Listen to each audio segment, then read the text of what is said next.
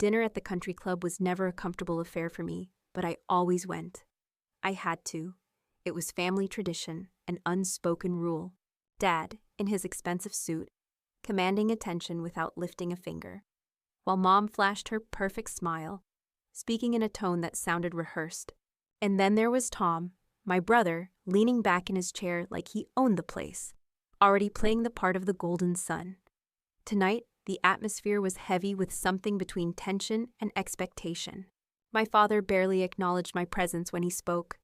He just nodded at me and started in on what he thought was a casual subject.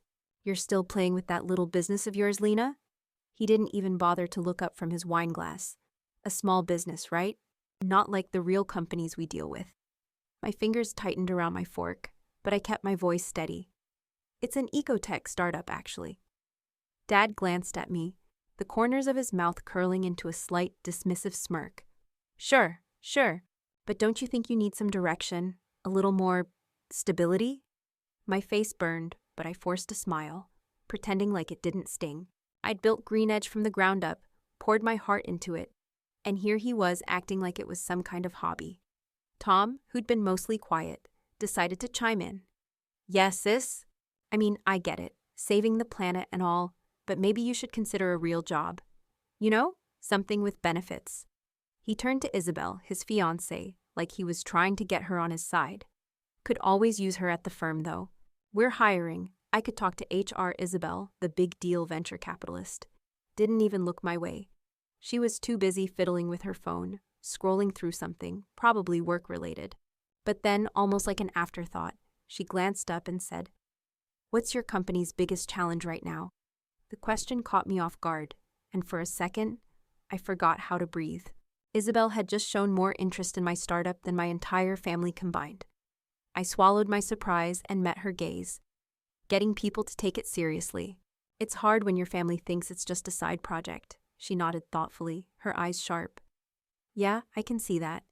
But you've got something here. Keep pushing." It wasn't much, but it felt like a lifeline. I clung to it, the taste of vindication a little sweeter than the expensive wine I was supposed to be sipping. Isabel's words stuck with me long after the dinner ended. The way she asked about Green Edge, like she saw it for what it was, felt like the first real acknowledgement I'd ever gotten.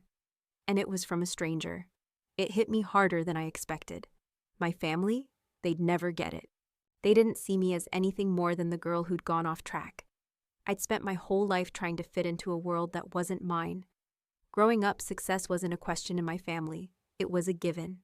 Mom and Dad thrived in the high society circles, their lives a constant blur of galas, charity events, and fundraisers. It was all about who you knew, how much money you had, and what kind of power you could flex. Dad was a corporate lawyer, sharp, unshakable. He didn't need to prove anything because everyone already knew he was important. And Mom? She stood beside him, always poised, always flawless, never missing a step in her designer heels. Then there was Tom. Tom had always been the golden child, the one they'd groomed to take over Dad's law firm, the heir to the legacy. He wore suits like they were made for him, spoke in a way that made people listen, and carried himself like he'd been born with a briefcase in his hand. Dad's pride in him was visible, always. I never had to question where Tom fit in. He was the future of everything they'd built. And me, I never quite belonged. I'd always been the one who didn't fit the mold. They never quite knew what to do with me, especially when I stopped pretending to be interested in their world. My passion wasn't for Wall Street or boardrooms. It was for building something that could actually make a difference. But in their eyes, that was nothing more than a phase. I thought back to the last family reunion. Dad had barely spoken to me. He'd been too busy talking shop with Tom, discussing some new case they were working on, as if I wasn't even there. That's when he'd given me his usual advice. "You know, Lena," he'd said, not looking at me, "you could have had a real job by now. Something stable. I mean, Tom's set for life. You could do well if you followed in his footsteps." I wanted to scream at him. I wanted to tell him that I did have a real job, that I was running a company, but instead I just nodded and let the words roll off me. I didn't have the energy to fight anymore. I was used to it by now. They never took me seriously. They never took any of it seriously. The worst part wasn't the judgment or the dismissal. It was the isolation.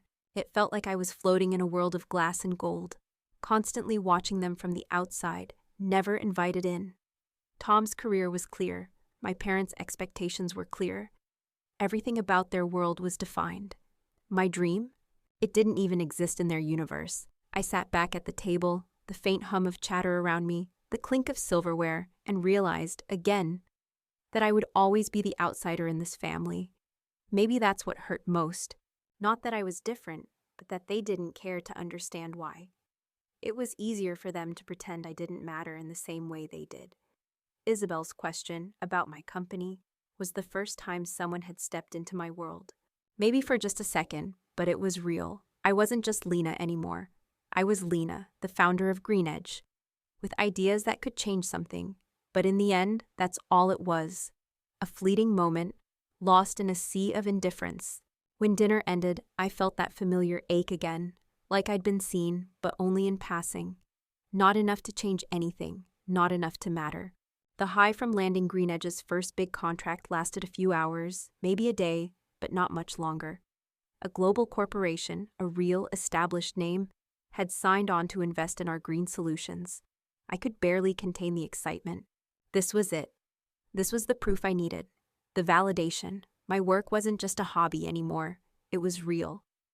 Green Edge was finally making its mark.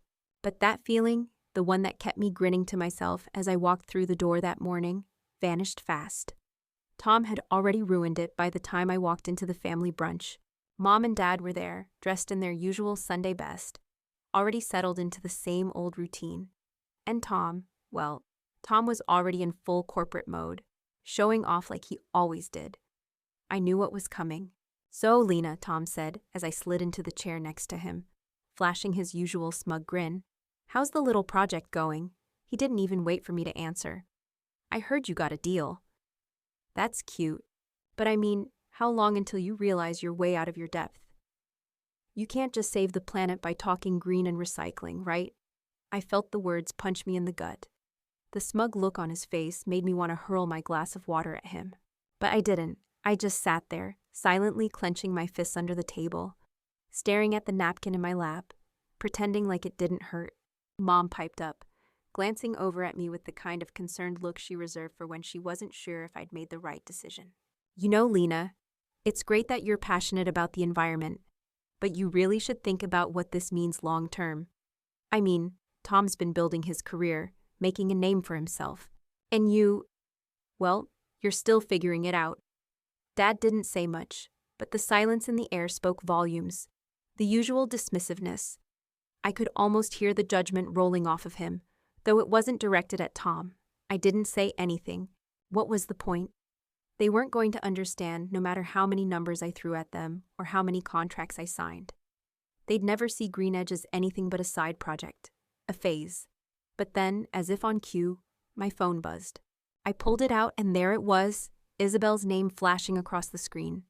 My heart skipped a beat as I opened the message. "Congratulations on the deal, Lena. I'd love to hear more about what you've been working on. You've got something special here." I couldn't help the smile that tugged at my lips. Isabel. The only person who seemed to truly get it. I felt a wave of gratitude wash over me, the frustration of the brunch fading for a moment.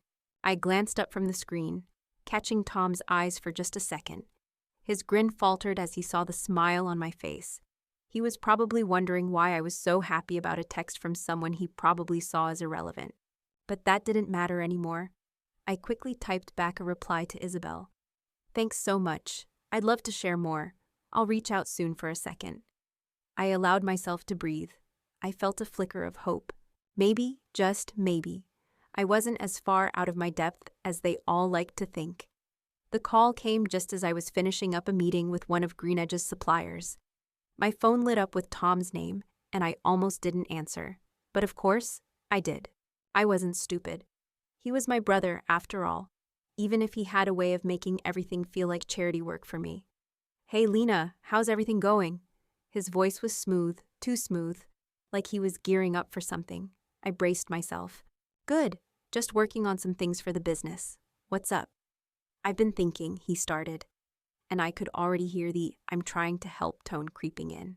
"I know things are a little tight for you right now, and Maybe you could use some capital to take things to the next level. I can help with that. I let out a short breath, forcing my tone to stay even. I'm fine, Tom. I don't need your help, but he wasn't hearing me. Look, I know you don't want to ask, but I've got the means to get this off the ground for you. A little investment, maybe something to help you get more clients or build out your team. His words dripped with that same patronizing edge, like he was doing me a favor. I'm not interested. I didn't want to explain myself. I didn't owe him an explanation. Green Edge wasn't a charity case. My business wasn't some project I was fumbling around with. It was real, it was growing, and it was mine. Tom didn't give up that easily. Okay, I get it, you're proud. But it's not just about pride. You've got potential, but you need the right backing to make it work. You don't have to do it alone. He was missing the point entirely. This wasn't about needing him. It was about him not respecting me enough to let me stand on my own. He was offering me money like it would somehow magically make me more legitimate in his eyes. Like that would make my work real to him. I'm not doing this because I need your money, Tom. I've got everything I need to keep going. My voice felt tight, like I was holding back everything I wanted to say. But I couldn't let him win. Not like this. There was a long pause, and I could feel him shifting. Okay, he said, almost like he was trying to make peace. But you're going to a family gathering this weekend, right? I mean, you could use something nice to wear. How about I get you a new suit? You know, something that'll make you look a little more professional. I could hear the smirk in his voice. This wasn't about the suit. It was about him thinking he could buy my dignity, that if I dressed like him, I'd somehow be a part of his world. I fought to keep my voice steady. No, Tom, I don't need you to buy me anything. I can handle my own business, and I'll buy my own damn suit if I need one. He laughed, like it was all some kind of joke. I'm just trying to help, Lena. You know, for your own good. It was like he couldn't even hear the walls I was putting up, or maybe he just didn't care. I've got this, I said, and the words felt heavy, like I was finally saying it for real. Not just to him, but to myself. Tom didn't respond immediately, and I was grateful for the silence. It wasn't that I didn't want his help, I didn't want his kind of help. The kind that made me feel small, like my success had no value unless it came with his stamp of approval. But I didn't need him to believe in me. I just needed to keep going, with or without him. You know where to find me if you change your mind, he said, almost too casually. I didn't answer. Instead, I hung up the phone, feeling a strange mix of frustration and relief. The night before the big pitch, I could barely eat dinner. It wasn't the nerves about the conference, though those were definitely there, but the usual family dynamic that had me feeling more like an outsider than ever.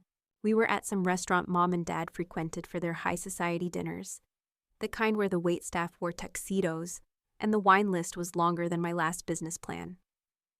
Dad had barely looked at me when I sat down. He was too busy chatting with Tom about some big case he'd just landed. Not that I could keep track of which one it was this time. I was used to that. But when he finally turned his attention to me, his words hit hard. You know, Lena, he said, folding his napkin with way too much care. Maybe it wouldn't hurt to be a little more like Tom. Settle down, get a real job, something stable, like he has. You wouldn't have to struggle so much. I took a slow breath, trying to hold back the anger bubbling up inside me. I'm not struggling, I said, quieter than I wanted. Green Edge is doing fine. Dad didn't even flinch. He just waved a hand, as if brushing me off. We're talking about long-term success here, Lena. You can't just keep going in circles with whatever it is you're doing. He sipped his wine like he hadn't just made me feel like a failure in front of everyone at the table. Tom, of course, jumped in with his usual tone, the one that made my blood boil. Yeah, sis, you might want to think about it. I mean, if it doesn't work out, you've got a nice backup plan at the firm, right? I clenched my fists under the table, swallowing the sharp words that threatened to spill out. But what was the point? They weren't listening. They never did. And tomorrow I'd have to go in front of a room full of actual investors who probably wouldn't listen either. The next morning, as I walked into the investor conference, my stomach was a knot of nerves. The venue was massive, all glass and steel, with high ceilings that made me feel smaller than I already did. I could hear the hum of conversation, the shuffle of business shoes on polished floors. I set up my presentation at one of the many sleek tables, surrounded by people who looked like they'd been born to pitch big ideas. I wasn't sure if I belonged, but I was here. I'd earned it. When my turn finally came, I stood up to present GreenEdge. My palms were slick with sweat as I fiddled with the clicker, but as soon as I started talking about the work we were doing, I felt the nerves ease just a little. The room quieted, and I let myself get lost in the passion I had for my company. For the first time in a long time, I felt like I was in the right place, saying the right things. I stumbled over a few words, and my throat went dry when I glanced at the audience. But one man sitting in the front row didn't look bored or uninterested like I expected. His gaze was sharp, focused. He was taking notes, his eyes never leaving me. I picked up speed, pushing through the doubts in my head. And by the time I wrapped up, he was the first one to stand and clap. "Impressive," he said, as everyone else followed suit, offering polite applause. But he didn't stop there. "I've been looking for something like GreenEdge. I think we could do business. Let's talk after this." It was all I could do to keep my composure. I just nailed the pitch of my life, and someone important actually wanted to invest. Someone important had recognized what I was doing. The rest of the day blurred by in a haze of follow-up meetings, questions, and finally a promise to set up further talks. But by the time I got home that night, Tom had already messaged me. Of course, it was to minimize what had just happened. "You got lucky, Lena," he texted. I mean, they were probably just bored. Anyway, don't get too excited about one pitch. The real deals take years to land. I stared at the screen, the words searing through me. He had no idea. He never did. He couldn't see how far I'd come, how much I'd fought to get to this point. I tapped out a quick reply. "Maybe, but I'll take luck over nothing any day." I tossed the phone aside, ready to let it go, but then there was another notification. Isabel. My heart skipped. I opened the message. "Congrats on today, Lena. Let's talk about how GreenEdge could fit into my next project." I sat there, staring at the screen, feeling like I could finally breathe. Isabel had been at the conference, and she was offering to collaborate. Not just some passing compliment. She saw it. She saw me. I didn't bother responding right away. I just leaned back in my chair and let the weight of it settle in. For the first time in a long time, I felt like I was on the verge of something real. Dinner at my parents' house was the last place I wanted to be tonight, but I had to go. Family was family, and I couldn't keep avoiding them forever. Tom, of course, was in his usual position, leading the conversation and getting all the attention. Mom and Dad were already fawning over Isabel, their new favorite person, who, of course, was connected to everything they cared about: finance, power, success, the rest of us. We were just there for the ride. I sat back and let the chatter wash over me, not bothering to join in. Tom was doing most of the talking, as always. "Isabel," he said, leaning in a little too eagerly, "you should meet some of the people I work with. Real big players, you know. We could definitely help you find some more opportunities in your space." Isabel smiled, but it didn't reach her eyes. She was being polite, but I could see she wasn't all that interested in Tom's networking. She'd probably seen enough of that to last a lifetime, but it was clear she was humoring him, letting him feel important, while he soaked up the validation. Mom and Dad were eating it up. Dad was nodding along, talking about his law firm's connections and the clients he could bring to the table, as if Isabel had any need for them.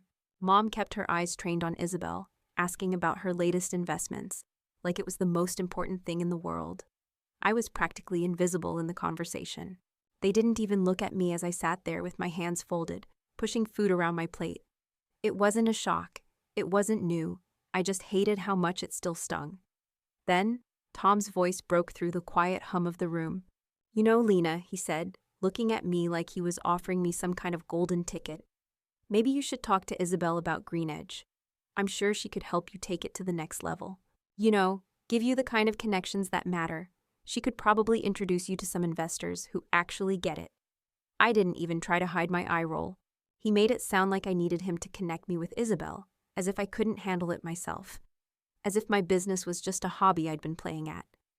Isabel turned to me, her expression shifting from polite interest to something more real. "You know," she said, her voice softer now, "I've been following your work with GreenEdge for a while. I think what you're doing is really innovative.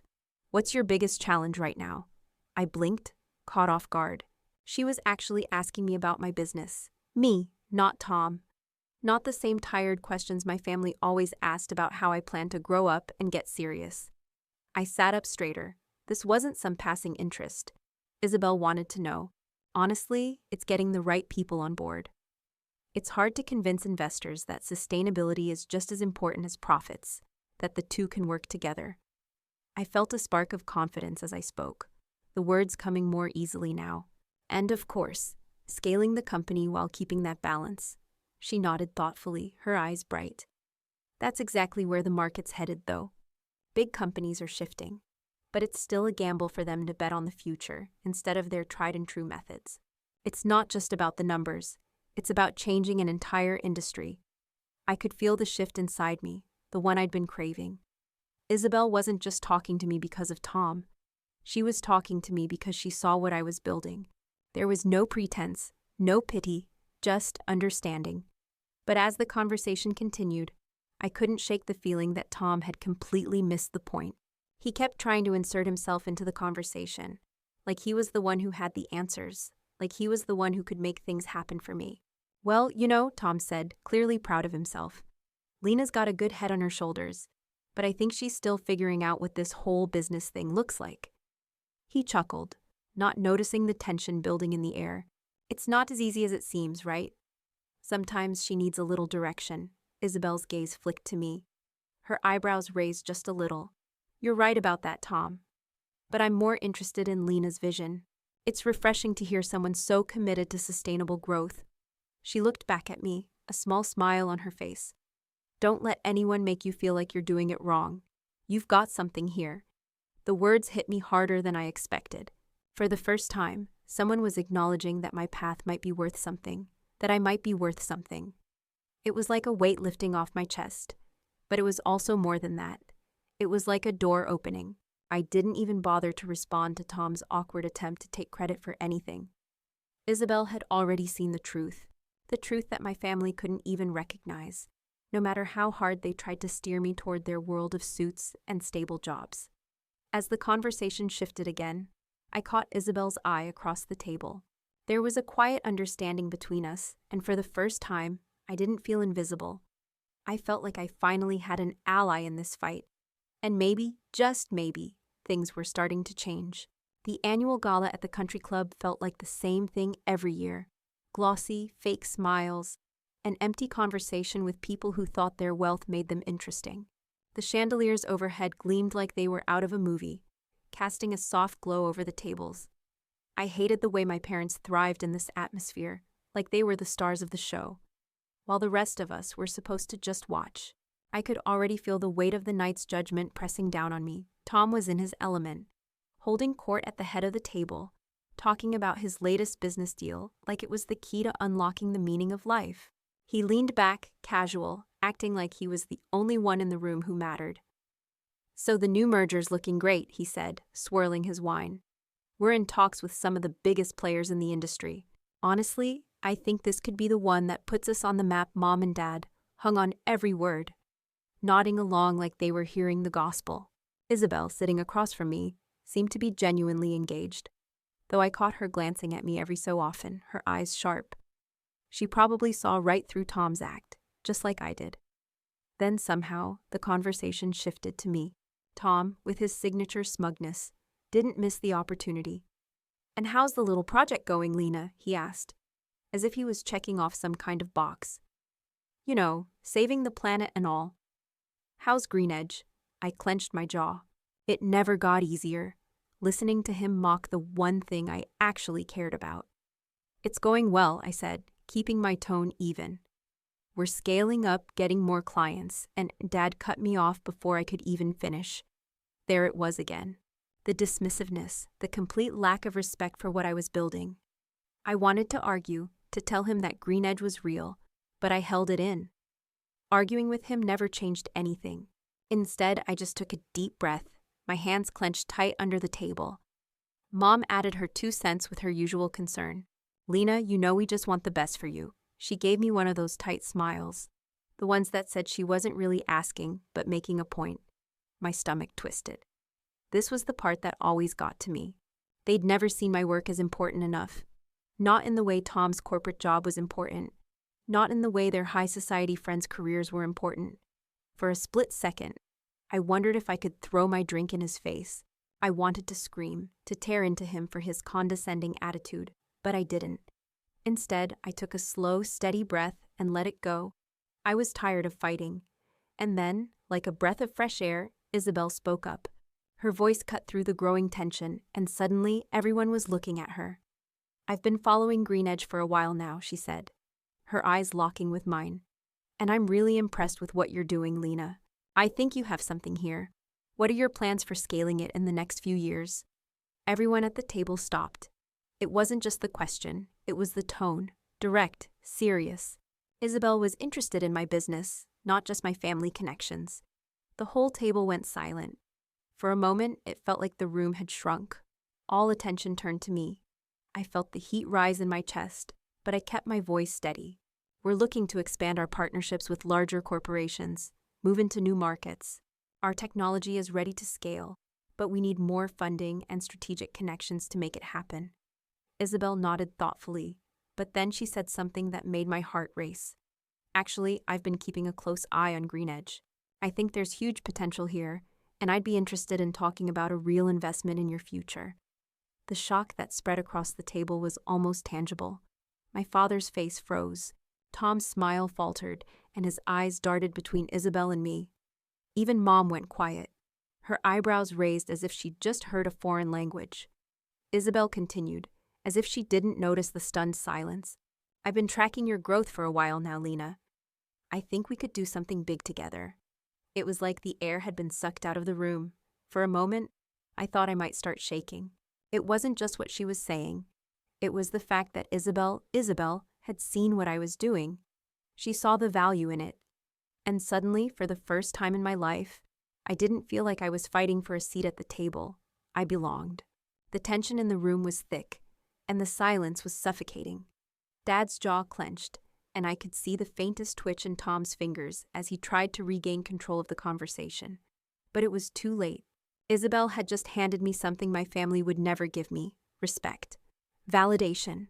For once, I didn't feel like the outsider. I felt seen. And for the first time, I didn't need their approval. I had something far more important. The tension at the table was suffocating. No one spoke for what felt like an eternity. Everyone's eyes locked on Isabel, who had just dropped a bombshell that none of us saw coming. "Lena," Isabel said, her voice cutting through the silence, "I've been in talks with your company for the past few months. We've got substantial offers from venture capitalists around the world who see the value in Green Edge's potential.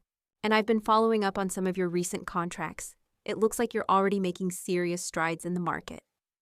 My heart hammered in my chest as Isabel casually laid out everything I had worked for in front of my family. She spoke with such certainty, as if she had been tracking every move I made, watching my company's growth from the sidelines, while they all stayed blissfully unaware. Tom's face went from smug confidence to something like disbelief. He shifted in his seat, trying to hide the tension in his jaw, but it was too late. The words were out there, and they were real. Isabel was talking about my business like it was actually worth something my family had never understood. She mentioned specific contracts I'd secured, deals with global companies that had been scoffing at the idea of sustainable tech just a year ago. Now they were lining up to work with Green Edge. I could see the confusion flickering across my father's face, his eyes darting between Isabel and me. I didn't say anything. I didn't need to. My silence spoke louder than any words I could have mustered in that moment. My family's mockery had always been easy to ignore, but now, as they stared at me with shock and realization, it was almost like I had been waiting for this, waiting for them to see that I wasn't just some girl chasing a dream. I had built something. Tom finally opened his mouth, trying to salvage his ego, but it only made things worse. "Isabel, I'm sure this is all a bit premature," he stammered, clearly flustered. "I mean, Lena's still figuring out how to manage the business side of things, right? There's a lot of overhead and—" Isabel cut him off before he could finish. "Actually, Tom, Green Edge has already secured its next round of funding. The overhead is covered and the market interest is growing rapidly. I'd say Lena's got a solid handle on the business side of things. Tom's face went pale, the blood draining from his cheeks as Isabel spoke. His words faltered, and for once, he seemed small in comparison to the woman who had just backed me up in front of my family. His attempts to save face only made him seem more desperate, like a child trying to convince everyone he was right when the truth was already out. I could feel my father's gaze on me now, his once impenetrable confidence flickering. He sat back in his chair, hands folded, his jaw set tight. For the first time since I'd started Greenedge, I could see him struggling with something, maybe shame, maybe pride, but most definitely confusion. His son had always been the one with the real job, the one they could point to as proof of their success. But now he was looking at me like I had somehow crossed into a world he couldn't control. I didn't look away. I refused to. Then something shifted. Isabel turned toward me, her gaze warm, almost knowing. She didn't need to say it aloud, but her smile was enough. It was like she was telling me, without words, that I had arrived. That this was the moment I'd been working toward, the moment I proved them all wrong. The room was quiet for another beat. I could hear the hum of the conversation at nearby tables, the clink of silverware, but in that moment, it was just me, Isabel, and my family. I'd spent so long trying to make them see me, trying to make them understand that I wasn't just playing around. Now, they had no choice but to see it. They had no choice but to understand. Tom's voice broke the silence again, but it sounded hollow, defeated. But his words were empty. They didn't matter anymore. Isabel had laid it all out, and the reality of my success had hit the table like a tidal wave. My father cleared his throat, shifting in his seat, but didn't say anything more. There was nothing left to say. The finality of the moment hung in the air. And then, for the first time, I felt it. Validation. Not from the people I had been hoping to impress all these years, but from someone who truly saw what I was capable of. Someone who recognized the value in my work. I didn't need their approval anymore. Isabel's words were all I needed. For the first time, I stood tall, and I realized that no matter how much my family may have underestimated me, I knew what I had accomplished, and I wasn't about to let anyone take that from me again. The silence at the table stretched longer than I could stand. The weight of their eyes was like 1,000 needles, each one digging into me.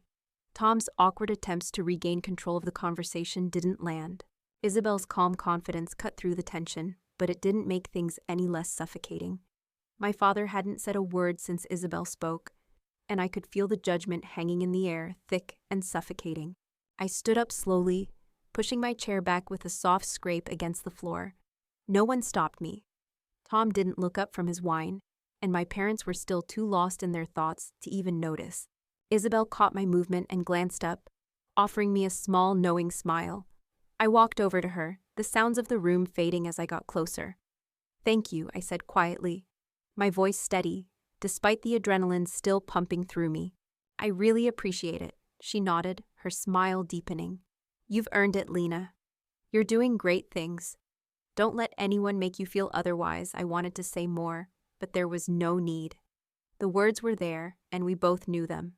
I didn't need her to explain it, and I didn't need to explain myself anymore.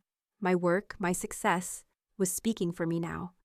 I turned to walk away, the cool night air just a few steps beyond that grand, suffocating dining room. As I passed through the door into the hallway, I could feel the heavy gaze of my family on my back, their judgment still lingering in the silence. But this time, I didn't feel crushed by it. For the first time, I felt free of it. Their expectations, no longer mine to carry. Outside, the night was crisp, the air biting but clean. I inhaled deeply, letting it fill my lungs, feeling a wave of clarity wash over me. I wasn't defined by what they thought of me anymore. For so long, I'd been trying to meet their expectations, chasing their idea of success, waiting for their approval. Now I knew it didn't matter. I was building something on my own, and it was real. I walked to my car, feeling lighter with each step, and slid into the driver's seat. The engine hummed to life beneath me, a sound that felt like freedom. As I pulled out of the parking lot, I glanced at the country club one last time in the rearview mirror. They were still in there, still stuck in their world, while I was driving towards something else, something mine. The city lights blurred past, But my thoughts remained clear. I could see now how much they'd missed, how much they'd never understand. But it didn't matter anymore. I wasn't looking back. The road stretched ahead, open and endless, and for the first time, I felt like I was truly driving my own future.